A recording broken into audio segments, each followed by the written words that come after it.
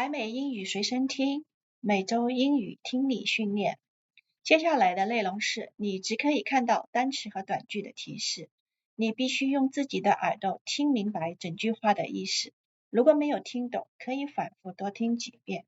你可以选择按顺序听，也可以跳着听。这是快速提升英语听力的最佳方法。我们开始吧。The U.S. has made headway with China on the looming TikTok ban, as the social media app was on the verge of being switched off in America by Wednesday if Chinese owner ByteDance didn't agree to divest.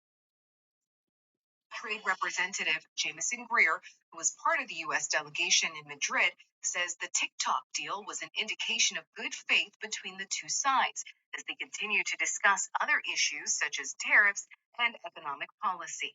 China's top trade negotiator told reporters Monday that those concerns amounted to unilateral bullying, but also said the U.S. expressed willingness to reduce investment barriers.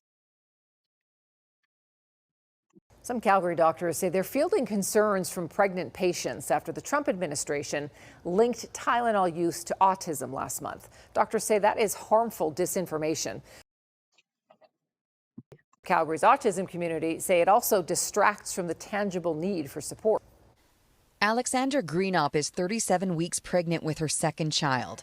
She says her prenatal care team has advised Tylenol is safe for her to take. I know a lot of people will just be online looking for similar information, and it's really hard to figure out what's useful, what's not, what can I trust, what can I not trust. In September, U.S. President Donald Trump announced pregnant women should fight like hell not to take the pain and fever medication because it causes children to develop autism. Greenup says what people do or don't do in pregnancy is already under immense scrutiny. Calgary's autism community is concerned neurodivergence is positioned as a negative, while support for people on the spectrum is urgently needed. To be strong, to be safe, to have income security, to have the services and supports they need to thrive and contribute. How do you explain that discrepancy, especially when some of those people would have been able to apply half a year ago? Well, I think two things. It's still a new program. The fact that people are enrolling to the program and the fact that we have more than 5 million people accepted by the program, it's a good news. Now the program is available for them. It's like, you can go to your doctor and you don't feel the need to go tomorrow morning, but you still can go to the doctor. It's just the same. This is how I see it. So people have their little card in their hands, and they will reach out to their dentist when they need. Many patients that I've spoken to say that a concern they have with the program is the balance billing part. So that basically allows a dental clinic to charge more than what the federal government will reimburse them for. Sometimes it's more than what the provincial fee guide is as well. So I'm curious if you would consider putting any sort of restrictions or limits on what dentists or oral health care providers can charge people for these services. I think previously a lot of people thought this was free healthcare, but there are still a lot of people who say they are really surprised when they see the bill, and it's a lot more than what the federal government is reimbursing the dentists for. So would you consider putting any sort of limits or restrictions on dentists and oral providers? Okay, so let me be clear. It's a new program.